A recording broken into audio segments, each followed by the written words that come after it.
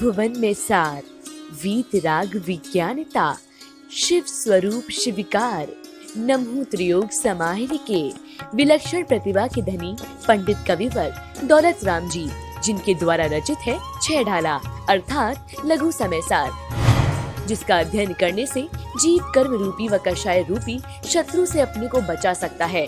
ऐसे ही कल्याणकारी छह ढाला ग्रंथ पर बृहद व्याख्यान श्रवण कीजिए गणाचार्य श्री 108 विराट सागर जी महाराज की सुशिष्य गणनियानी का श्री 105 विशा श्री माता जी के मुखारबिंद से ज्ञान अहिंसा का जय घोष गुरु माँ विशा श्री दर्पण यूट्यूब चैनल पर। गुरु माँ के मंगल प्रवचनों का प्रतिदिन लाभ प्राप्त करने एवं पुण्यार्जक बनने के लिए संपर्क करें पंकज जी पांड्या, जयपुर। संपर्क सूत्र 9828027256। प्रशांत जैन, जयपुर 9829153936। राशि जमा करने हेतु बैंक विवरण।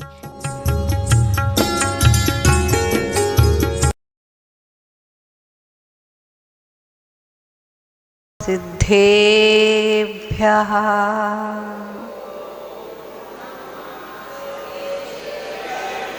ॐ नमः सिद्धेभ्यः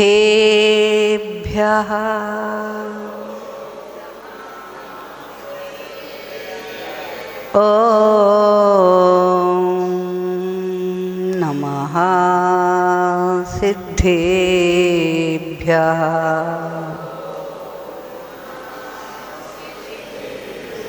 श्रीमत्परं गंभीरा स्याद्वादमोगलांशनं जिया त्रैलोक्यनाथाय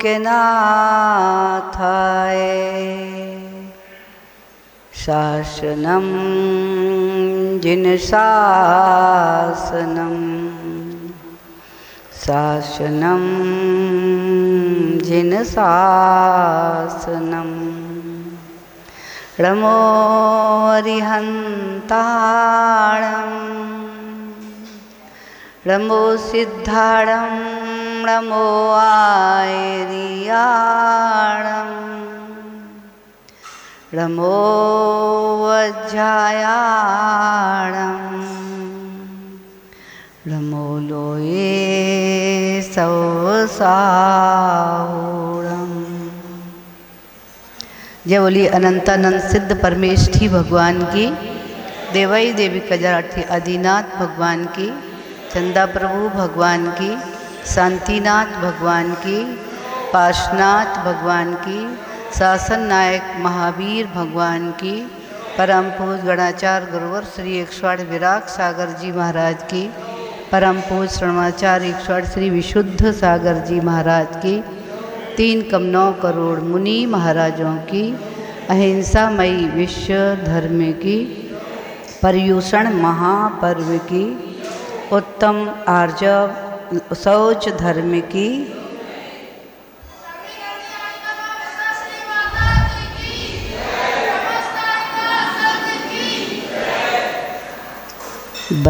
वर्तमान शासन नायक वर्धमान स्वामी की शरण निश्रा में पार्श्वनाथ भगवान की पादमूल में विराज कर हम सभी उनकी पावन अमृतमयी वाणी का रसपान कर रहे हैं।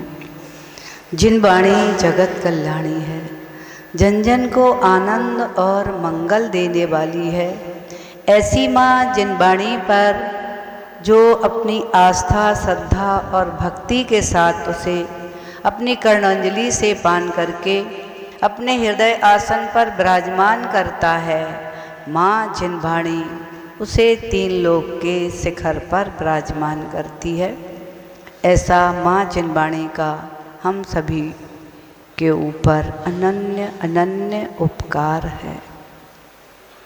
पर्युषण महापर्व की बेला में विगत दिनों से आत्मा के 10 लक्षणों की चर्चा चल रही है और उसमें जो आत्मा के लक्षण हैं उत्तम क्षमा धर्म, मार्दव, आर्जव, इनको प्राप्त करने के लिए, इनको प्रकट करने के लिए कसाइयों के निसन के बारे में हमने समझा, सुना और जाना। आज चतुर्थ दिन उत्तम शौच धर्म का दिन है। शुचिर भावा इति शौचः। अपने आप में ये वाक्य कह रहा है, शुचिता कहाँ और हम कहाँ खोज रहे हैं। शुचिता तो आचार्य भगवान भावों में बता रहे हैं, और आचार्य कुंद स्वामी ने, उन्होंने भी कह दिया, वस्तु सहावो धम्मो। वस्तु का स्वभाव ही धर्म है। जो वस्तु का जो स्वभाव है, उस रूप जो रहती है, उसका स्वभाव ही, वही उसका स्वभाव है, वही धर्म है। किसी भी द्रव्य को उठाएंगे हम, चाहे वह पुद्गल द्रव्य को देखें, चाहे धर्म द्रव्य, अधर्म द्रव्य, आकाश द्रव्य और काल द्रव्य, सब अपने अपने स्वभाव में हैं। उनका जो धर्म है उसी स्वभाव में वो लीन है, और वही उनका धर्म है। धर्म द्रव्य का स्वभाव है जीव और पुद्गल को चलने में सहायक, यही उसका धर्म है। अधर्म द्रव्य का स्वभाव है ठहरने में सहायक, जीव द्रव्य को ठहराने में जो सहायता करता है, वही उसका धर्म है। आकाश द्रव्य का स्वभाव अवगाहन देने का है, यही उसका स्वभाव है। काल द्रव्य का परिणमन करने का स्वभाव है, वर्तना लक्षण उसका स्वभाव है, वही उसका धर्म है। अब यहाँ चर्चा, पुद्गल का स्वभाव क्या है? रूप रस गंध वर्ण और गलन नष्ट होना, ये पुद्गल का स्वभाव है, और वही पुद्गल भी अपने स्वभाव में है। अब यहाँ जीव की चर्चा है। वस्तु स्वभाव धम्मो का है, तो जीव का स्वभाव क्या है? आचार्य भगवान कह रहे हैं, जो वस्तु का स्वभाव है वही धर्म है। सबका स्वभाव आपने समझ लिया द्रव्यों का, तो जीव द्रव्य का स्वभाव क्या है? ज्ञान दर्शन स्वरूप जीव द्रव्य का स्वभाव है। अब जो जीव ज्ञान दर्शन स्वरूप रहता है, ज्ञान दर्शन स्वरूप रहना चाहता है, उसको रहने के लिए ही अपने पुरुषार्थ कर रहा है, उस ज्ञान दर्शन स्वरूप में रहने का, बस यही उसका स्वभाव है। अब चर्चा यहाँ आत्मा के लक्षण की चल रही है। शुचिर भावा इति शुचिता। भावों की पवित्रता ही पवित्रता है, ऐसा यहाँ कहा जा रहा है। शुचिता, कौन शुचि, कौन पवित्र? भाव पवित्र।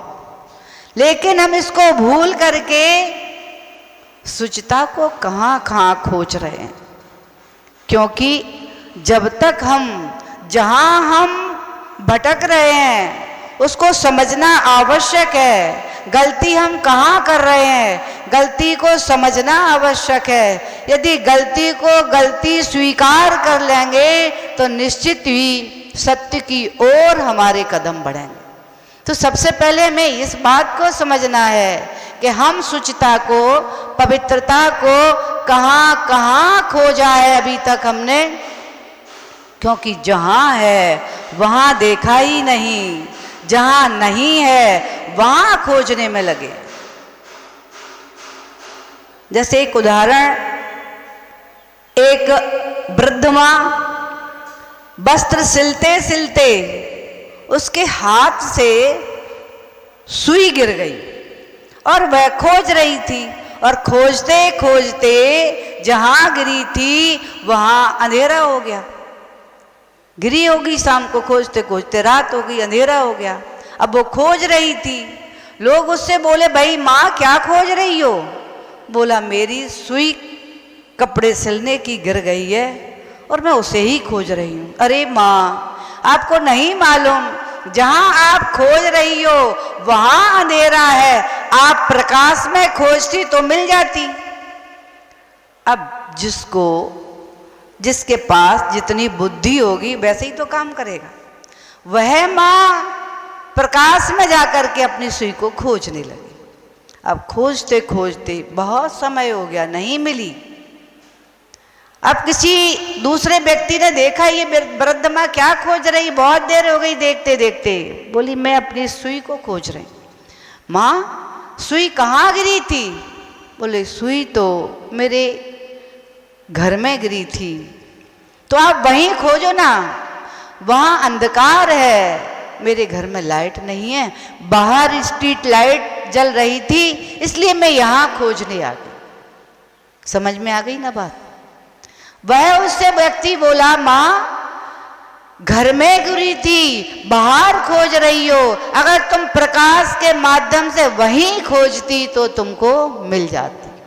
अब बेचारी सीधी सादी जो जानती नहीं थी कि मैं प्रकाश में खोजूं कि प्रकाश करके खोजूं, जैसा जिसने कह दिया वैसा ही करना प्रारंभ कर दिया। बस यही स्थिति अभी तक हम सभी की बनी हुई है कि मुझे भी सोचता कहाँ खोजना थी, कहाँ खोजने में लग गए। अनादि काल से आज तक हम पवित्रता को कभी हम घर की पवित्रता में पवित्रता मान रहे हैं, तो कभी वस्त्रों की पवित्रता में पवित्रता मान रहे हैं, कभी वाहन की पवित्रता में पवित्रता मांग रहे हैं। यही तो कर रहे हैं। रोज वाहनों की धुलाई होती है, देखिए अपने रोड पर, और प्रतिदिन इस शरीर की धुलाई करते हो, वस्त्रों की धुलाई करते हो, भवन की धुलाई करते हो, कोने कोने की सफाई करते हो। लेकिन ध्यान रखना, जहां पर हमें पवित्रता खोजना थी वहां हम पहुंचे ही नहीं। जिसमें हम पवित्रता खोज रहे हैं वो भूतो ना भविष्यति। क्योंकि जब आप भवन की सफाई करते हो ना, फिर बार बार गंदा होता है। वस्त्रों की धुलाई करते हो, बार बार गंदे होते हैं। वाहनों की धुलाई करते हो, बार बार गंदे होते हैं। जितनी सफाइयों में हमने अपना जीवन व्यर्थ किया है, और एक ही भव नहीं, अनादि काल से अनंत भव हमने धोने में, पवित्र करने में, शुचि करने में अनंत भव नष्ट कर दिए। लेकिन फिर भी जहाँ शुचिता होना ही नहीं थी, जहाँ पवित्रता आना ही नहीं थी, वहाँ हमने पवित्रता को खोजा। कभी हमने आँखों को पवित्र करने के लिए सुरमा लगाया, अंजन लगाया, लेकिन फिर भी दृष्टि कमजोर होती चली गई, पवित्र नहीं हो पाई। एक बार इन आँखों से देवशास्त्र गुरु का दर्शन कर लेते भावों से, एक बार इन आँखों से जिनवाणी का पठन कर लेते तो अवश्य ही आंखें पवित्रता को प्राप्त हो जाती। कानों को बहुत सारे वस्तुओं के माध्यम से कान साफ कर, कितनी सारी वस्तुएं आने लगी कान को साफ करने के लिए। एक औषधि आती है, वो कान में डाल करके झाग निकलता है, कान धुल करके साफ हो जाते हैं। लेकिन फिर भी कान अभी तक पवित्र नहीं हो पाए। कितनी बार कान मिल चुके, अनंतों बार कान मिल चुके। ध्यान रखना, इतनी बार, क्योंकि कान तो केवल मनुष्य के ही नहीं होते, है ना, त्रियंचों के भी होते हैं। जो कर्ण इंद्रिय जिन्हें प्राप्त हो जाती है, उनके सबके पास कान होते हैं। आपके पास भी कान है, सबके पास कान है, लेकिन कान पवित्र हो क्यों नहीं पाए? क्योंकि कानों से हमने जिनवाणी का श्रवण नहीं किया। जिनेंद्र भगवान की वाणी का श्रवण यदि एक बार भावों से कर लेते तो हमारे कान पवित्र हो जाते। सभी जगह मुख पवित्र हो जाता। मुख भी ध्यान रखना, कितने मंजन कर डाले, कितने कोलगेट कर डाले, कितने ब्रश तोड़ डाले, कितने मंजन के डिब्बे खाली कर दिए, लेकिन फिर भी प्रातःकाल उठते हो तो कुल्ला ही करते। क्यों? पवित्र नहीं हुआ। इसलिए इस मुख से जिनवाणी का गान कर लेते, जिनेंद्र भगवान का कीर्तन कर लेते तो निश्चित ही ये मुख पवित्र हो जाता। शरीर के लिए कितने पवित्र स्थान खोजे, घर में सुंदर सुंदर बाथरूम केवल शरीर को साफ करने के लिए बनाए, धोने के लिए बनाए। माँ भी नहीं हुआ तो बहुत सारे सरिताओं में, सरोवर में जाकर के स्नान किया। वहाँ भी नहीं हुआ तो सागर और गंगा सागरों में स्नान किया। सेतुबंध रामेश्वरम में पहुँच करके एक बार स्नान करने से आत्मा का कल्याण हो जाता है भैया।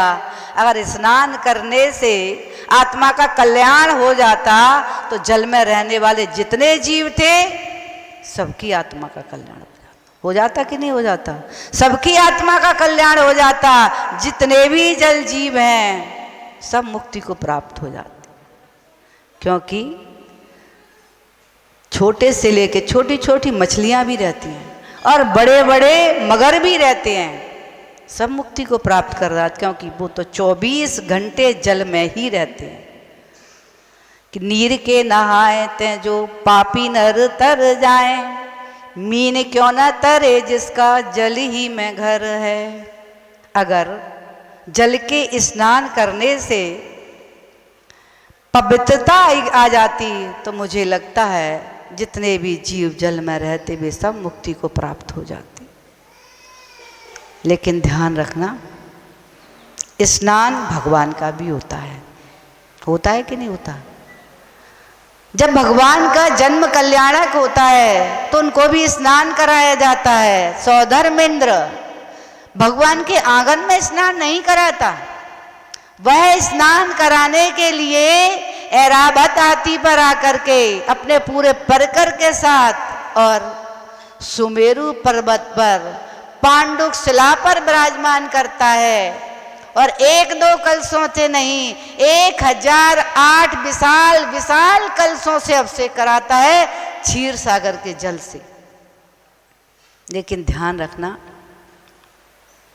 भगवान की शुचिता के लिए नहीं भगवान का को स्नान कराता, भगवान की शुचिता के लिए नहीं। भगवान तो वैसे ही शुचि थे, वे तो पवित्र थे, क्योंकि उनके शरीर से ना पसीना आता था, ना उनके किसी भी नौल द्वारों से मल बहता था।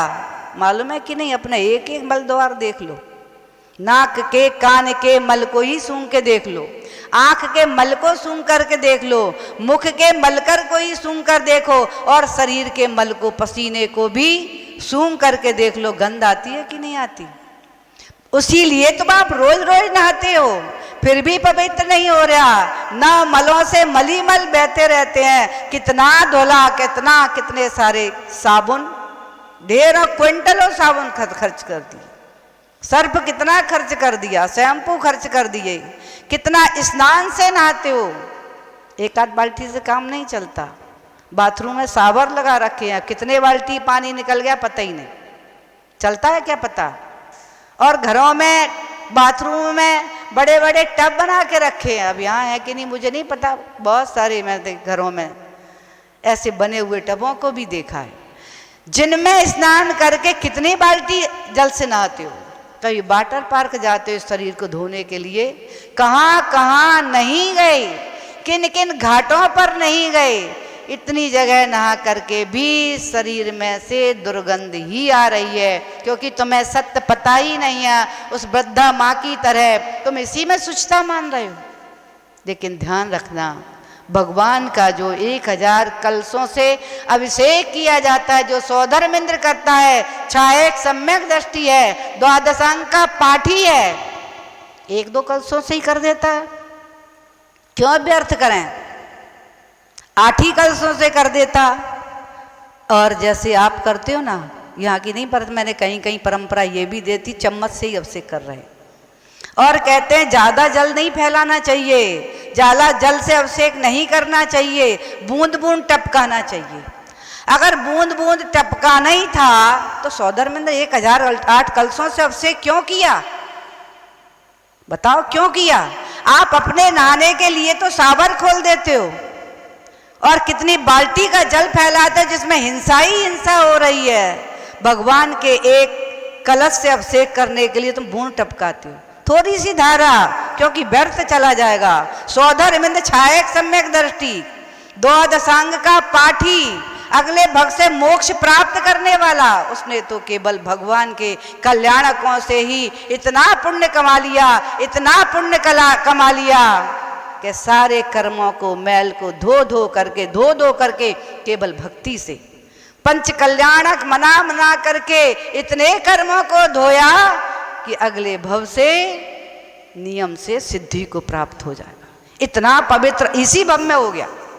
अब विचार करो, तुम्हारी भावना ही पवित्र नहीं बन पा रही, क्योंकि भाव का कहते सुचिर भावा इति शौचा, भाव ही पवित्र नहीं हो पा रहे। भगवान का अभिषेक करते करते भी तुम्हारा भाव हो रहा है, पानी नहीं टपक जाए ज्यादा कहीं, नहीं तो व्यर्थ चला जाएगा। बाथरूमों में जाकर के चिंतन किया करो कि पानी ज्यादा नहीं बह जाए, व्यर्थ चला जाएगा। स्नान करते समय सोचा करो पानी ज्यादा नहीं बह जाए, वस्त्र धोते समय सोचा करो पानी ज्यादा खर्च नहीं हो जाए। कभी सोचते हो क्या? कभी वहां विचार जाता है क्या? भगवान के अभिषेक पर ही क्यों विचार जाता है? इसका तात्पर्य है तुम्हारे परिणाम अभी विशुद्ध हुए ही नहीं है। तुम्हारी दृष्टि तो केवल रूढ़ी पर है, जो रूढ़ी बना लिया ना उसी पर तुम्हारी दृष्टि है। जब आदि पुराण पढ़ो एक बार आंखें लगा करके और दिमाग लगा करके, जब भगवान का अभिषेक सौधर्म इंद्र कर रहा है 1000 कलशों से 96 किलोमीटर जिनकी गहराई, एक एक कलशे की गहराई 96 किलोमीटर की, ऐसे 1000 कलशों से आप विचार करो दृश्य क्या होगा। ऐसा दृश्य लग रहा है जैसे क्षीर सागर सुमेरु पर्वत से बह रहा है। जब इतनी तेजी से इतना जल बहेगा तो वहां में जो देखने वाले विद्याधर भी हैं कि नहीं? विद्याधर भी हैं, रिद्धिधारी मुनि भी पहुंच गए और स्वयं इंद्र है वहां पर। बे इंद्र अभिषेक में फिसल जा रहे हैं, रपट के गिर रहे हैं। ये दृश्य आप पढ़ के देखना अपनी आंखों से। अगर पाप ही था गंधोदक गिरने का तो फिर समुद्र जैसी धाराएं क्यों बह गईं? सौधर में विचार करता, छोटे छोटे से कलश ले लेता 100 ग्राम के और धीरे धीरे भगवान के मस्तिष्क पर कर देता। अरे थोड़े बड़े ले लेता, गंधोदक मिल जाता। 1008 कलशों से क्या आवश्यकता थी? शायद ध्यान रखना वो छायक सम्यक दृष्टि था और तुम मिथ्या दृष्टि ये चर्चाएं करती हैं। अभी सम्यक दर्शन नहीं हुआ जिसको, उनकी ये भाव होते हैं। उनके भाव पवित्र होंगे कहाँ? क्योंकि पवित्रता आई नहीं है, दर्शन की प्राप्ति नहीं, तो पवित्रता कहाँ से आएगी? इसलिए उनका सोच छोटा होता है, विशाल हृदय नहीं प्राप्त हो पाया। जब पढ़ेंगे ना आप आगम को पढ़ो आंखें खोल करके, मन को लगा करके, तब आपकी सत्यता समझ में आएगी वास्तविक में धर्म है क्या। धर्म इतना सा ही सीमित नहीं है। ये तो तुमने कुछ लोगों ने अपनी रूढ़ी बना दी है, अभिषेक बंद ही कर दिया। बहुत जगह मैंने देखा अभिषेक ही नहीं करते, कपड़े से पोंछ देते हैं। कौन से आगम में लिखा है? पढ़ा है क्या आपने कभी? क्योंकि मैंने तो ना पढ़ा और ना आचार्यों के मुख से सुना, क्योंकि लिखा होता तो आचार बताते। बड़े बड़े आचार, पुराने आचार, पूर्व आचारों ने लिखा है, लिपिबद्ध है, वो मैंने पढ़ा है अपनी आंखों से और चिंतन भी किया है। ध्यान करोगे जब सुमेरु पर्वत का तो रोम रोम पुलकित हो जाएगा। उस अभिषेक का ध्यान करोगे तो रोम रोम पुलकित हो जाएगा। समझ में आ गया ना? अगर समझ में आ गया है तो स्नान करने में जल कम खर्च करना, वस्त्र धोने में जल कम खर्च करना है, वस्तुओं की सफाई करने में जल कम खर्च करना, लेकिन भगवान के अभिषेक में बूंद बूंद मत टपकाना। और अभिषेक इतना सा लगाया जाता है, 1 बूंद लगाया जाता है। कौन से शास्त्र में लिखा है? पढ़ा है क्या आपने कहीं? नहीं पढ़ा तो पढ़ लेना। अभिषेक ये तो लिखा है उत्तम अंग पे लगाया जाता है, लेकिन ये कहीं लिखा है 1 बूंद उंगली लगाओ और लगा लो।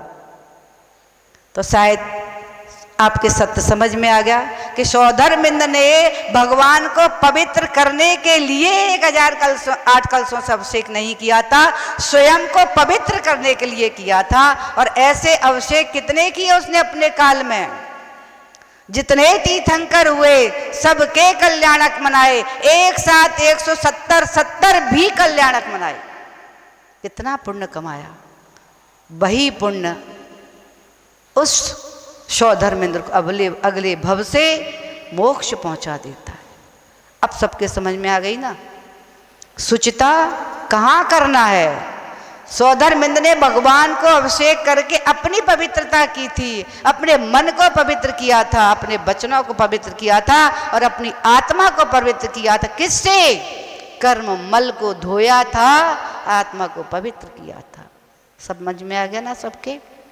अब समझ में आया कि जल से शुचिता होती नहीं है, कितनी भी हम पवित्र करने का पुरुषार्थ करेंगे लेकिन नहीं होती।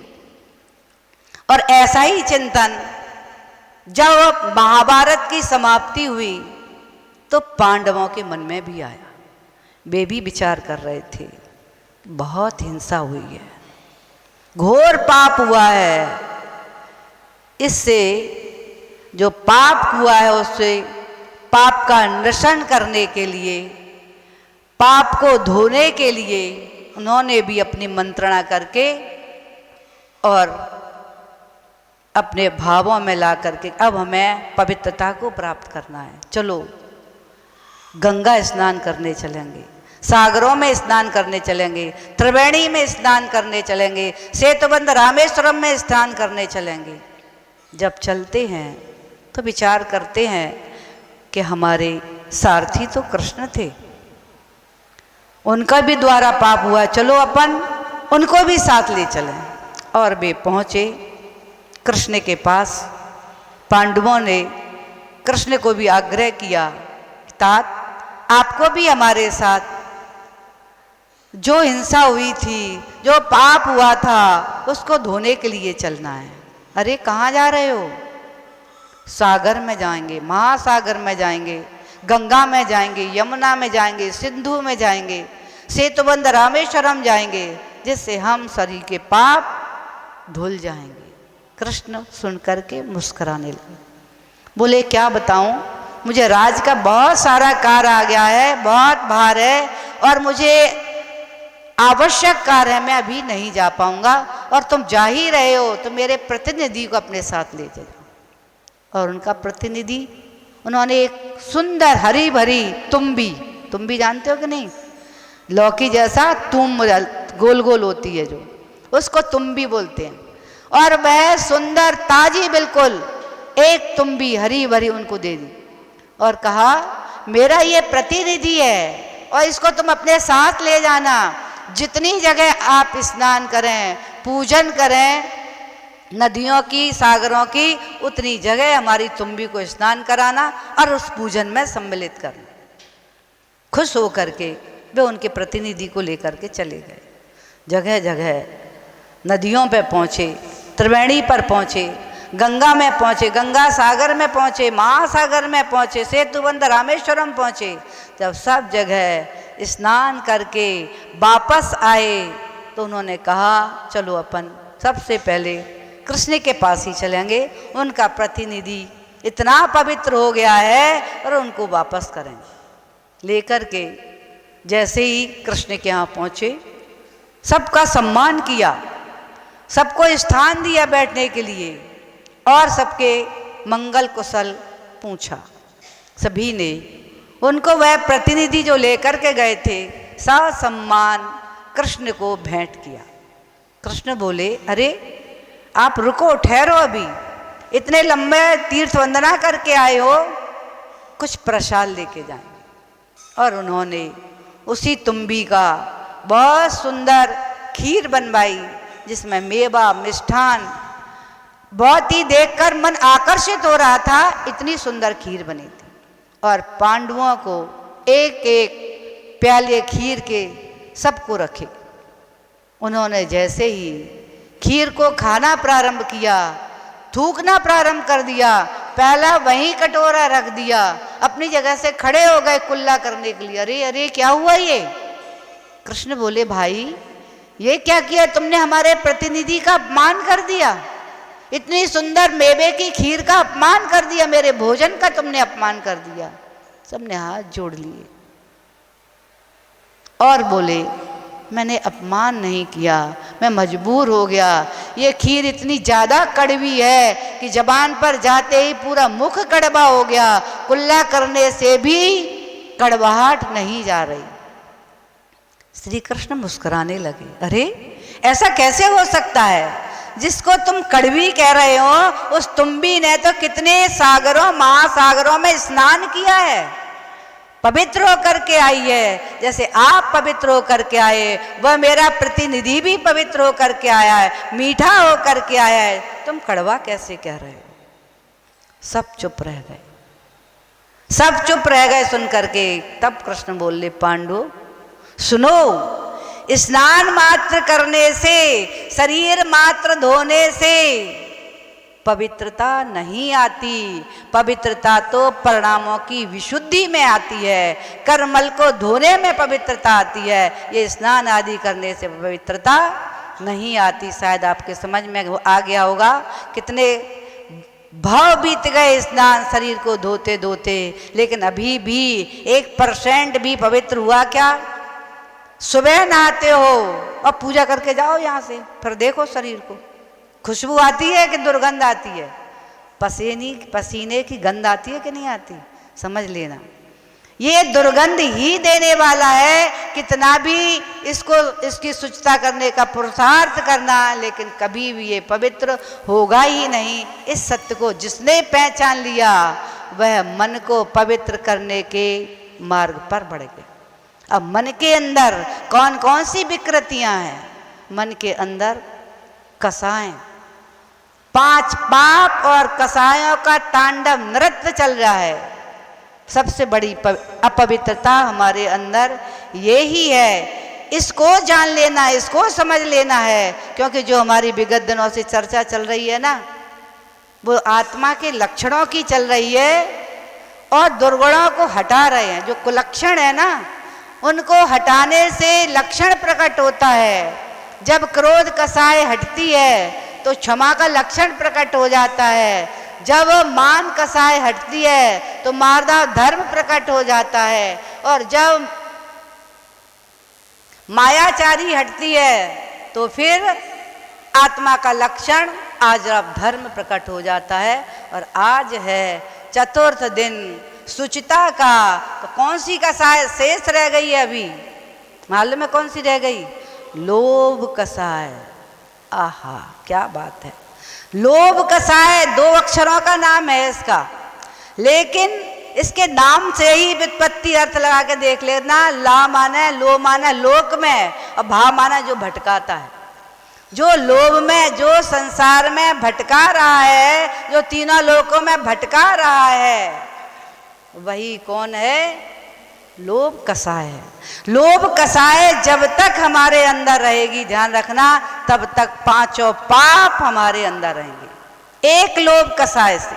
और वह लोभ भी एक प्रकार का नहीं है, लोभ भी 4 प्रकार का है। अनंतानवंदी लोभ, प्रत्याख्यान लोभ, प्रत्याख्यान संजुलन, 4 प्रकार का है। इसके रूप भी आचार्यों ने बताए हैं कि अनंतानवंदी कृमि राग के समान। कृमि राग, कृमि को देखा है कि नहीं? छोटे छोटे छोटे छोटे और बड़े भी होते हैं। हम तो बड़ों को भी घटा देते उसमें ही। छोटे तो होते ही कृमि, लेकिन बड़ी भी कीड़े मकोड़े। छोटी कृमि चाहे वो दीमक के रूप में हो, चाहे इल्ली वगैरह हो जाती है ना, वो अपने स्थान को नहीं छोड़ते, प्राणों को छोड़ देते। दीमक अपने स्थान को नहीं छोड़ती, प्राणों को छोड़ देती है। ये कृमि राग जो है, ऐसा राग, ऐसी आसक्ति कि प्राण चले जाएं, परंतु जो बहुत सारे लोगों को देखना आप, प्राण चले जाए भले ही, चमड़ी चली जाए भले ही, लेकिन दमड़ी ना चली जाए। ऐसे ही पतंगे को देखते हो, रोज के नहीं देखते? लाइट में टकरा टकरा करके वो लाइट का राग को नहीं छोड़ता, जब तक जलती रहती है प्राणों को छोड़ देता है। आपने देखे होंगे अभी बरसात के समय काले काले कीड़े, पतंगे जिन्हें कहते हैं, पतंगे पतलैया जिसे कहते हैं, कितने बरसे मिलते थे। रोड पे पैर रखने की जगह नहीं रहती थी। क्यों उनका प्राणांत हो गया?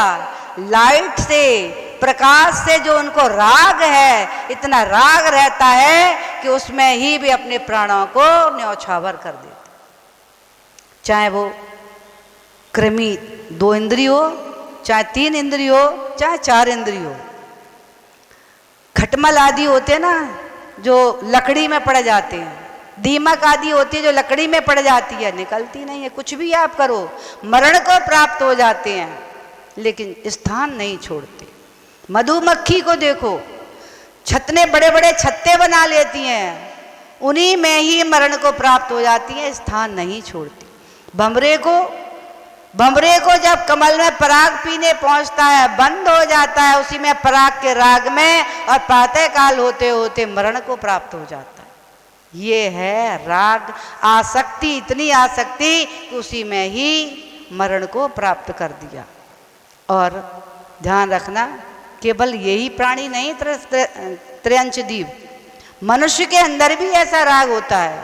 धन के प्रति, कभी धन के प्रति, परिवार के प्रति, तो कभी शरीर के प्रति। और स्वाभाविक ही है ऐसी आसक्ति, ऐसे राग के साथ में जो मरण कर लेता है, वो स्वाभाविक ही है दुर्गति को प्राप्त होता है।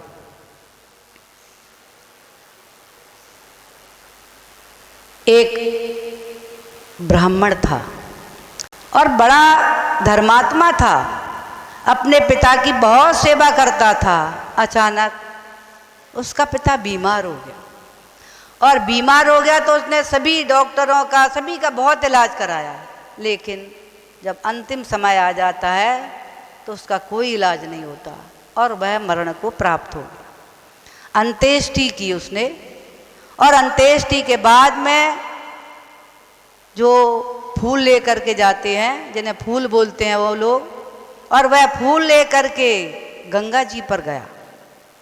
गंगा जी पर गया और वहाँ जाकर के विसर्जन करने के लिए पहुँचा तो पीछे से एक पंडा आ गया और बोला, यहाँ पर मैं पूजन कराऊंगा, तुम्हारा सारा विसर्जन का कार्यक्रम मैं कराऊंगा। बोला, नहीं मुझे नहीं कराना, मैं तो कर लूँगा, मैं तो कर लूँगा। और वो उस घाट को छोड़ करके आगे चला गया। वहाँ भी पंडा पहुँच गया, उसको और घाट को बहुत दूर चला गया। जैसे कैसे घाटों को छोड़ करके फटे टूटे किनारे होते ना कहीं कहीं नदियों के, मिट्टी के ढेरों से धीरे धीरे, जिसे कहते भरका, भरका बोलते हैं नदियों के किनारे, और वह भरकों में पहुंच करके और नदी में उतरता उतरता बहुत नीचे पहुंच गया। और जैसे ही उसने वहाँ अपने पिता की हड्डियों का विसर्जन किया, उसके बाद में शुद्धि करने के लिए नदी में, गंगा जी में डुबकी लगाई, और डुबकी लगा करके जैसे ही बाहर निकला कि पंडा सामने ही खड़ा हुआ था और बोला, दक्षिणा दो मुझे। तिलक लगाने लगा माथे पर, सारी जो स्तुति आदि होती है उसकी क्रियाएं वो सब करने लगा और बोला, मुझे दक्षिणा दो। अब बेचारा ब्राह्मण चुपचाप रह गया और बोला, मेरे पास दक्षिणा के लिए कुछ नहीं है, मैं तो कैसे कैसे पैदल चल के आया था अपने गांव से, और इतना लंबा चल के आते आते मैं थक गया, मैं तुझे क्या दक्षिणा दूं। बोला, नहीं मैं दक्षिणा लिए तो जाऊंगा ही नहीं। ठीक है, तू मेरे घर आ जा। क्या नाम है गांव का? बता दिया ना गांव का नाम, अब कहाँ खोजेगा गांव में। और वह अपने घर चला गया। जब घर चला गया, पंडा भी कमज़ोर नहीं था, वह भी खोजते खोजते खोजते खोजते, और दिन बीते, सप्ताह बीते, महीने बीत गए खोजते खोजते, और उसके दरबारे पर पहुंच गया। वह भोजन कर रहा था और बाहर से आवाज आई, मैं आया हूँ गंगा के घाट से दक्षिणा लेने के लिए। उसने कहा, देख, अपनी पत्नी को बोला, देख कौन आया बाहर। वो देखने जाती है और बोली, अरे कोई पंडा खड़ा हुआ है और वो कह रहा है मैं गंगा घाट से आया हूँ दक्षिणा लेने के लिए। बेचारे का खाना खाना भी मुश्किल हो गया, चिंता में पड़ गया। अब क्या करूँ, दक्षिणा देना ही पड़ेगी क्या? मैं नहीं दूंगा, कुछ भी हो जाए, मैं इसको दक्षिणा नहीं दूंगा, क्यों दूं मैं दक्षिणा? और वह भोजन करता रहा, पेट भर के आराम से भोजन किया। फिर आवाज आई तो उसने कह दिया पत्नी से, कह दो हमारे पति बहुत बीमार हैं, बहुत बीमार हैं। तो बोला ठीक है, मैं उनका इलाज भी कर दूंगा, मेरे पास वो भी युक्ति विद्या है। फिर उसने वापस भेज कहा बहुत बीमार हैं, बचने की उम्मीद नहीं है। अरे मैं जिंदा भी कर लूंगा, तुम चिंता मत करो, मेरे पास वो भी युक्ति है।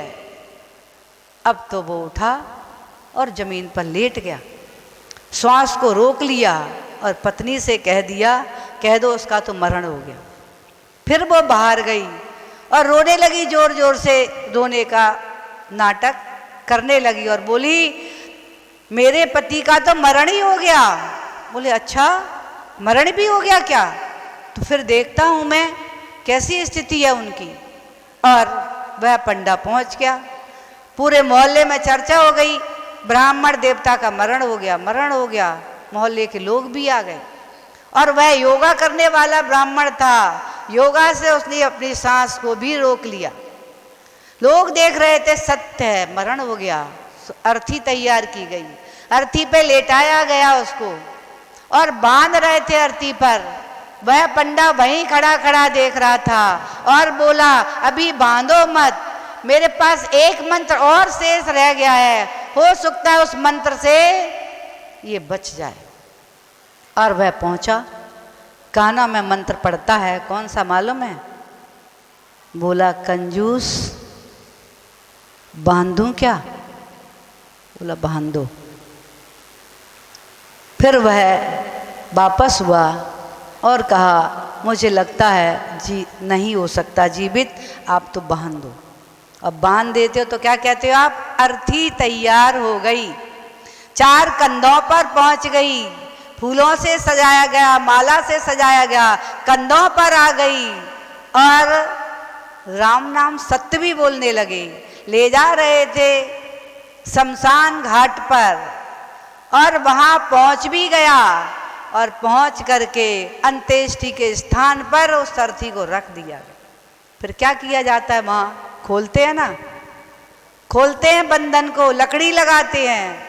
जब लकड़ी लगाई जा रही थी, लकड़ी लगाते लगाते केवल मुख खुला रह गया था। पंडा फिर बोला मेरी एक बार इच्छा है कि मैं एक बार अपनी शक्ति भक्ति से इसको एक मंत्र फूंकना चाहता हूँ, शायद ये बच जाए तो जो पंडितानी है उसका भी जीवन मंगल हो जाएगा। और फिर आगे जाता है, आगे बढ़ता है, पहुंचता है उस भीड़ में से आगे और उन ब्राह्मण देवता के कान में मंत्र फूंकता है, क्या लगा दूं आग? वह भी धीरे से कह जाता है लगा दो। सबके समझ में आ गई बात कि नहीं आ गई?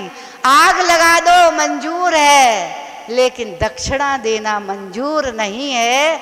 चमड़ी चली जाए, जीवन चला जाए, लेकिन दमड़ी नहीं चली जाए।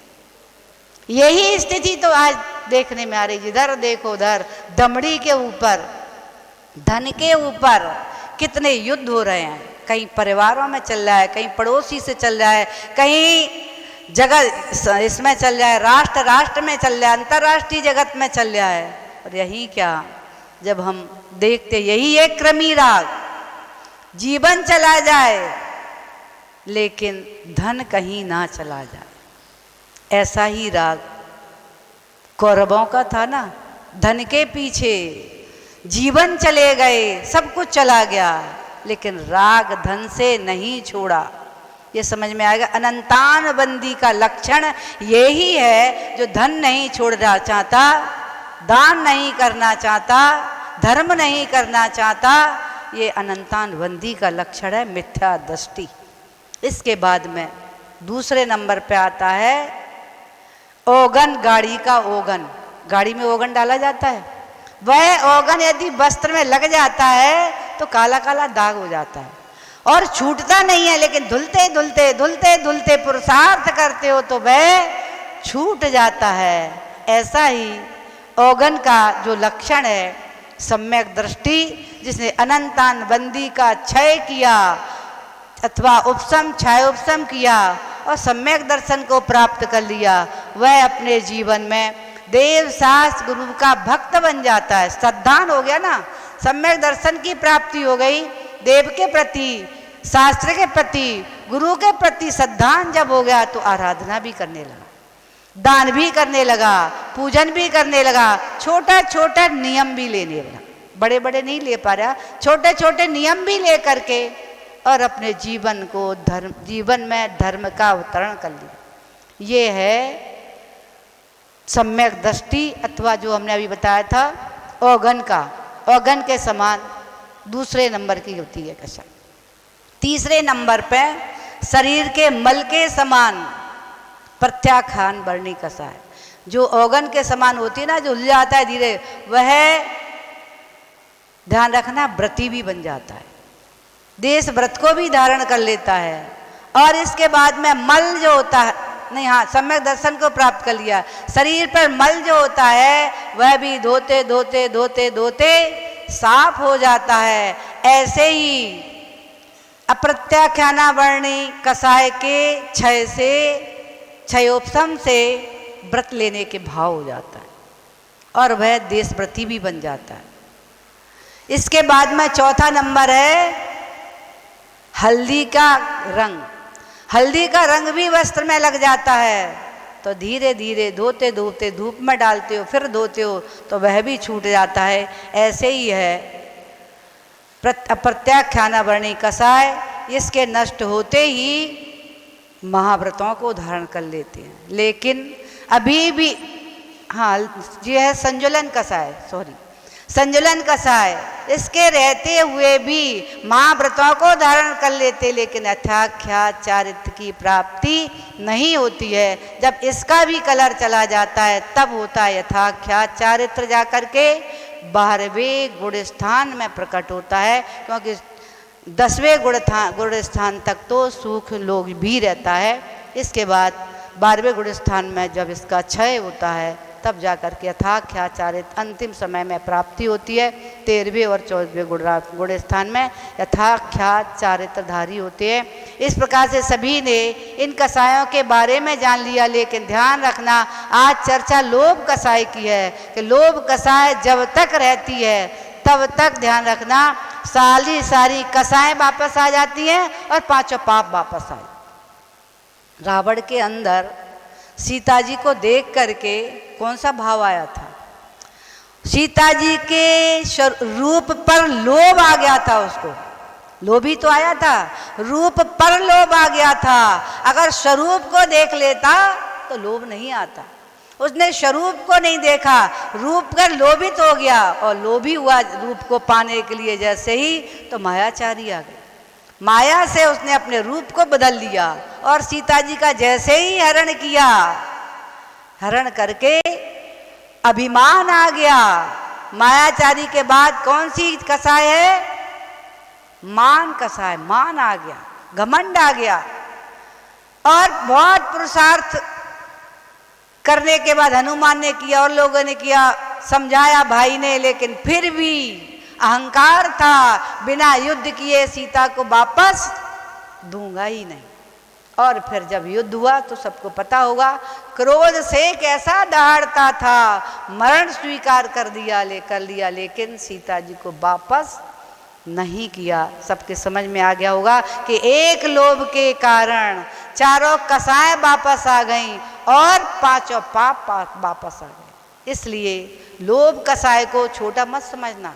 कौरवों ने लोभ कषाय के कारण ही इतना सारा युद्ध किया, कितनी हिंसाएं हुई, खून की नदियां बह गईं, स्वयं का प्राणांत भी हो गया, लेकिन ध्यान रखना लोभ को फिर भी नहीं छोड़ा। ये इसीलिए सबसे कषाय जो है तो सबसे मजबूत कषाय लोभ कषाय, इसीलिए इसको सबसे पीछे रखा है कि जब तक ये बना रहेगा लोभ, तब तक पांचों पाप तेरे साथ होंगे। क्योंकि लोभी के, आपने सारी बातें सुन ली, लोभियों के साथ पांचों पाप और चारों कसाएं रहती।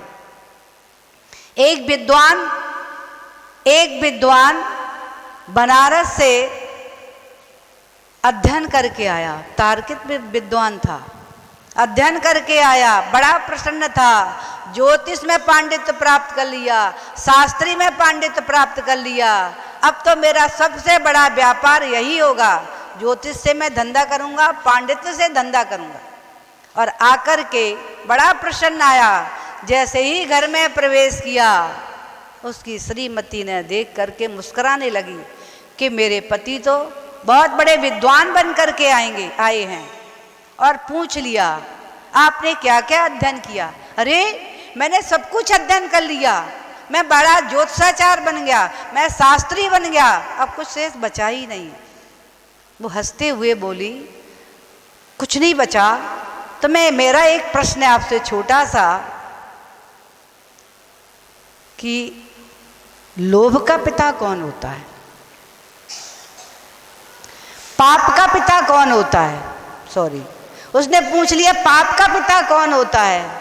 अब वो सोचने लगा, पाप का भी कोई पिता होता है? बच्चों के पिता तो मैंने सुने हैं, बच्चियों के पिता मैंने सुने हैं, और जानवरों के भी पिता सुन लिए हैं, लेकिन पाप का भी कोई पिता होता है ये मैंने आज तक नहीं सुना। उसने सारे पन्ने पलट डाले, सारे पन्ने पलट डाले, कहीं भी उसे पाप का पिता नहीं मिला। और मुझे लगता है खोजते खोजते वो थक गया, संध्या हो गई। वह बोला, भैया मैं थक गया खोजते खोजते, हे देवी मुझे तू भोजन दे दे पहले, उसके बाद फिर खोजूंगा। बोली, भोजन नहीं मिलेगा, पहले मेरे प्रश्न का उत्तर देना, उसके बाद भोजन मिलेगा। थक गया बेचारा खोजते खोजते, रात्रि होने जा रही थी। बोला, ठीक है, नहीं तो वापस लौट जाओ। बेचारा वापस अपने पोथी पन्ने उठाए और चल दिया वापस। चलते चलते चलते चलते गांव के बाहर पहुंच गया। थक गया, क्योंकि उसने तो निकाल दिया घर से, अब कहाँ रुकूं? किसी गांव में रुकता हूं तो मजाक उड़ेगा मेरा। गांव के बाहर निकला, जहां पर एक वृक्ष के नीचे बैठ गया, विश्राम करने लगा, सोचने लगा कहीं से अब मैं कुछ भोजन की व्यवस्था करूं। बड़ा चिंता में था, कुछ बैठ रहा था, फिर उठ रहा था, फिर अपनी पोटली खोल रहा था। इतने में एक महिला खड़ी हुई देख रही थी, और देख कर के वो उसी ओर आई। बोली, पथिक लगता है आप बहुत चिंता में हो, परेशान हो। बोला, हाँ मैं चिंता में तो हूँ, परेशान भी हूँ, लेकिन तुझे क्या लेना देना? मुझे लेना देना कुछ नहीं है। मैं इतनी दूर से देख रही थी, तुम्हारे दृश्य देख करके मुझे करुणा आ गई, और मैं सोच रही थी बड़ा भोला भाला प्राणी है, और ये मुझे लगता है किसी कारण से दुखी है, मैं उस कारण को पूछने आई। बोला, कारण कुछ और नहीं है, मैं बहुत सारा अध्ययन करके बनारस से लौटा था, और घर पहुंचा, मेरी पत्नी ने मुझे वापस कर दिया, केवल एक प्रश्न का जवाब नहीं दे पाए। अरे कौन सा प्रश्न है वो? उसने पूछ दिया कि पाप का पिता कौन है? पाप का पिता कौन है? ये तो छोटा सा प्रश्न है, इसके लिए तुम इतनी दूर बनारस जा रहे हो? अरे इसको तो मैं ही तुम्हें बता दूंगी। बोले, ठीक है, जल्दी बताओ, जल्दी बताओ। बोले, ठहरो पहले, बताऊंगी मैं भी अपने देखूंगी अपने ग्रंथ में, और विचार करके देख कर फिर बताऊंगी। तब तक तुम थके हुए हो, तुम भोजन करो। भोजन तो है ही नहीं मेरे पास, मुझे बनाना पड़ेगा। मैं कुछ सामग्री लेने जाता हूँ, फिर मैं बनाऊंगा तब खाऊंगा। अरे सामग्री लेने चलो, मेरे घर में सामग्री है, मैं तुम्हें दिए देती हूँ। मैं एक ब्राह्मण हूँ, तुम कौन हो? बोले, मैं तो एक वेश्या हूँ। बोले, वेश्या? हट यहाँ से, हट यहाँ से, मैं वेश्या से बात भी नहीं कर सकता, तू यहाँ मेरे पास खड़ी हो गई आकर के। ठीक है भाई, नहीं करना तो मैं जाती हूँ।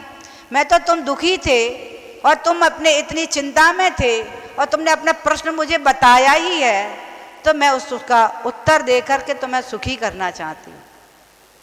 सोचने लगा और फिर अगर मैं तुझे तेरे प्रश्न का उत्तर दूंगी, उससे पहले मेरी इच्छा है तू भोजन करे। मेरे घर में सब सामग्री है, मैं तुझे सामग्री दिए देती हूँ, तुम भोजन बना लेना। सामग्री तेरे हाथ की छुली, अरे वो तो बाजार से आती, सबके हाथ की छुली हुई है, किसने नहीं छुआ होगा उसको, तो इसलिए उसको तो आप धो के इस्तेमाल कर लेना।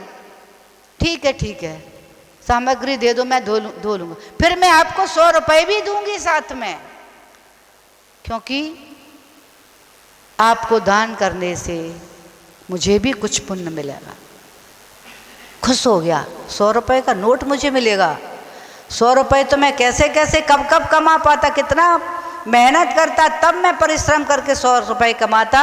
ये तो भोजन की सामग्री भी दे रही और 100 रुपये भी दे रही, कौन देखने वाला है यहाँ। ठीक है, सामग्री वो आगे बढ़ी, फिर लौट करके आ गई और बोली, मुझे आपके ऊपर करुणा आ रही है, आप बहुत थके हुए हो, मेरे घर में सारी व्यवस्था है, आप कहाँ से कंडे लेकर आओगे, कहाँ से लकड़ी लेकर आओगे, कहाँ से बर्तन लेके आओगे, कैसे भोजन बनाओगे, हमारे यहाँ सारी व्यवस्था है, तुम अपने आप चल करके और भोजन बना लो।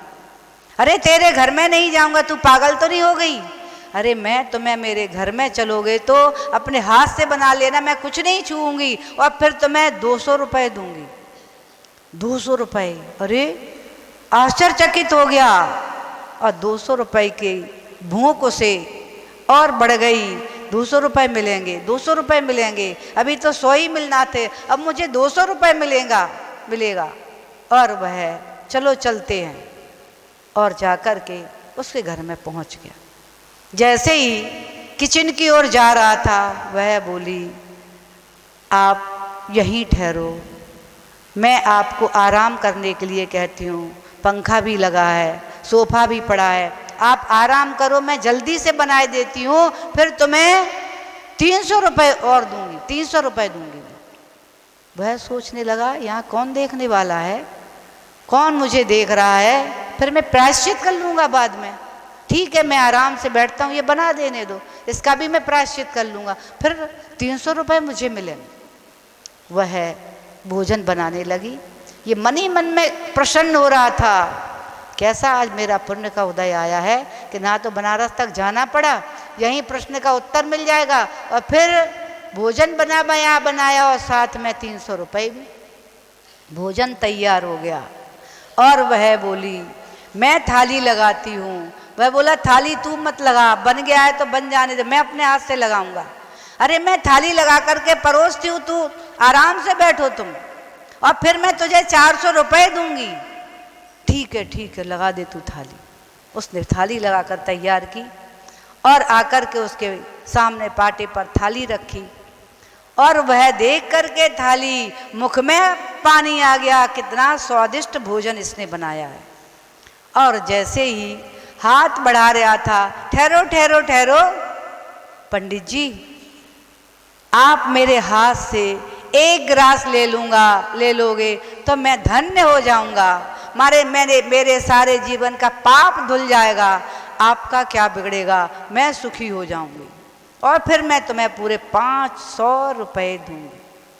500 रुपये, मन ही मन सोच रहा था, 500 रुपये, 500 रुपये, 500 रुपये, अंदर गूंजने लगे 500 रुपये।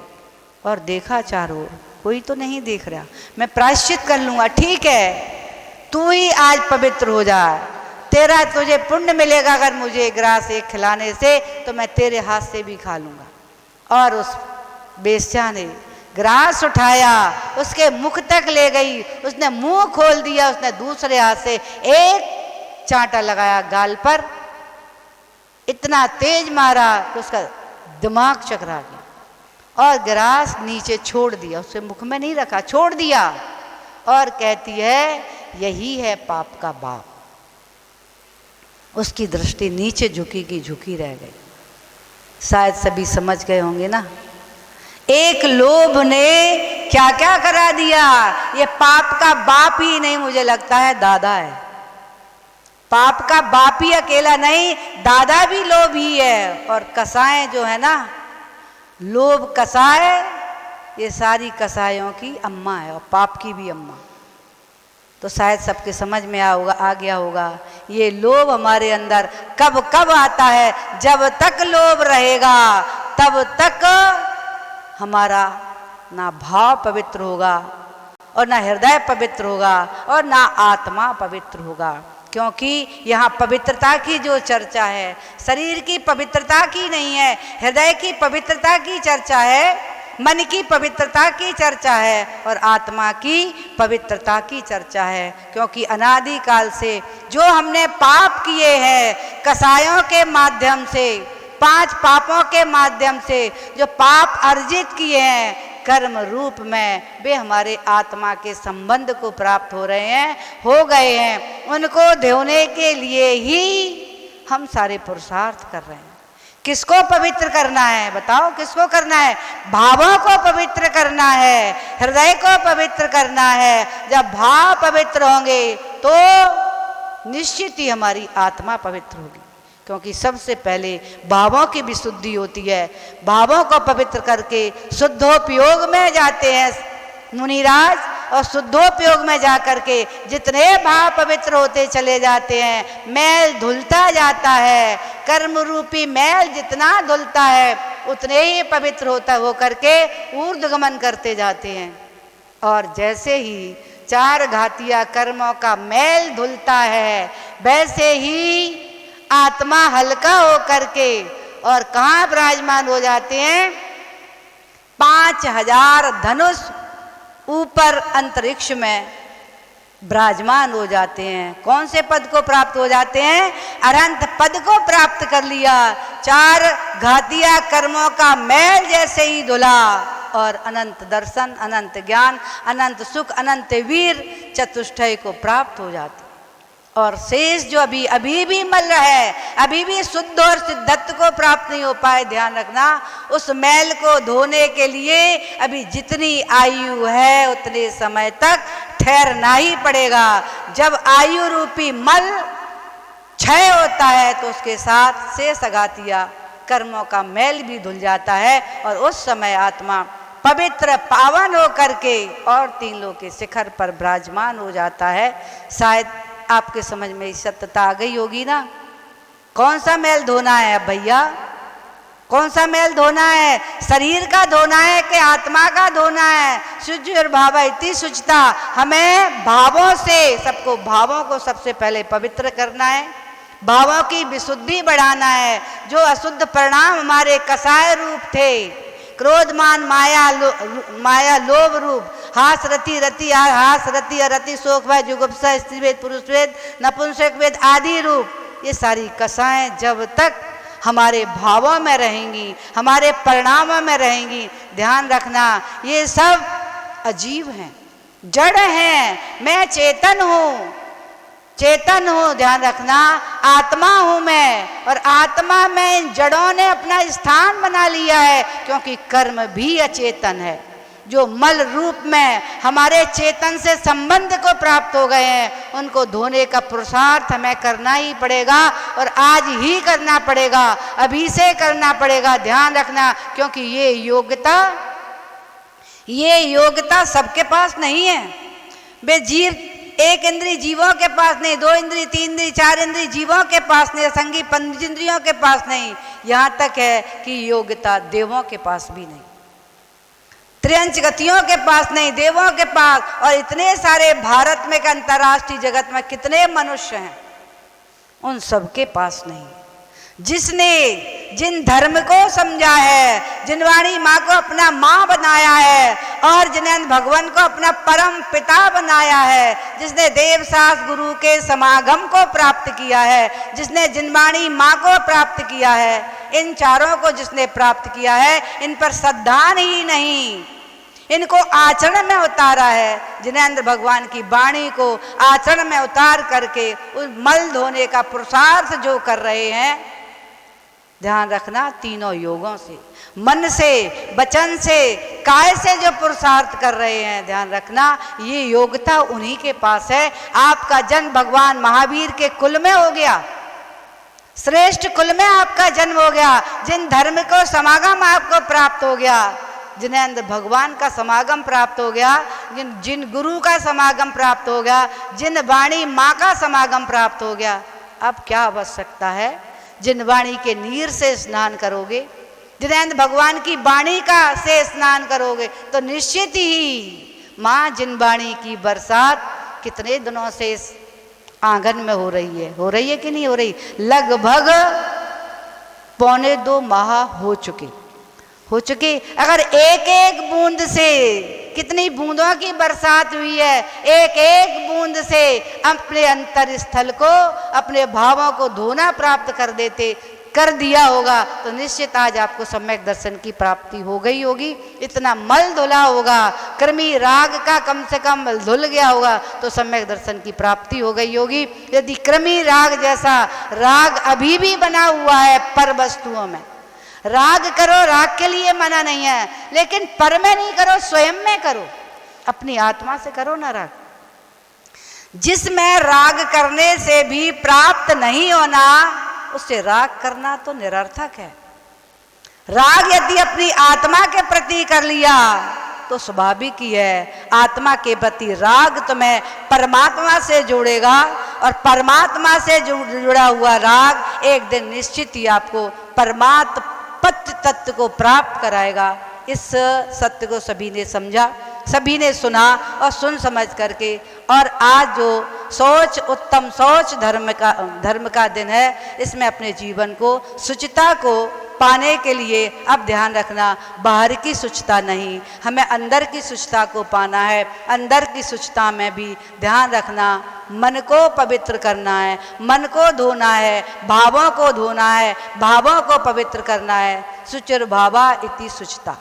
किसको शुच करना है? शुचि पवित्र किसको करना है? भावों को।